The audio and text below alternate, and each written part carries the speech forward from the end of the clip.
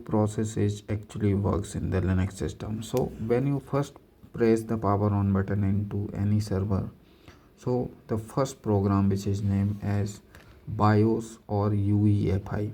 In latest system it is coming with UEFI, but in previous system you can find BIOS, that is basic input output system, which is the small program and that is stored in the read only memory.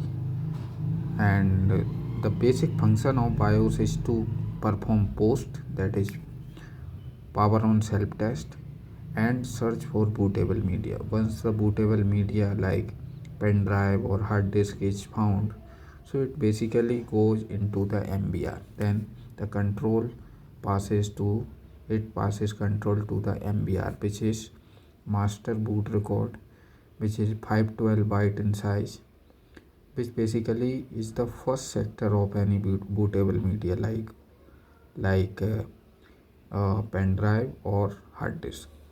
So it basically consists of the information regarding the grub, that is the bootloader, information regarding the mount point partitions.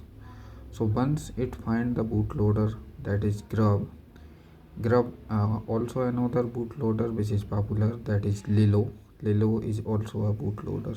So once MBR find grub, it passes control to the grub.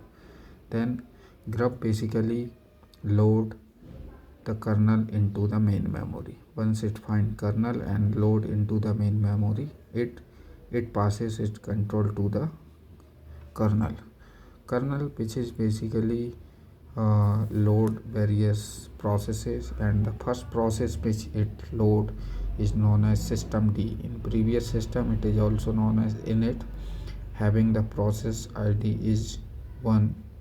So the system D is basically loaded.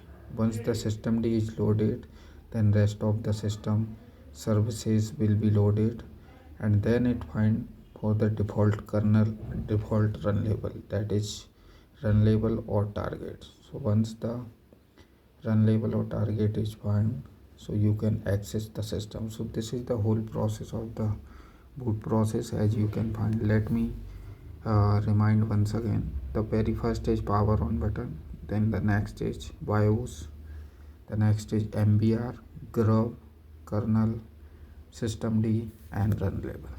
I hope you understand. Thank you.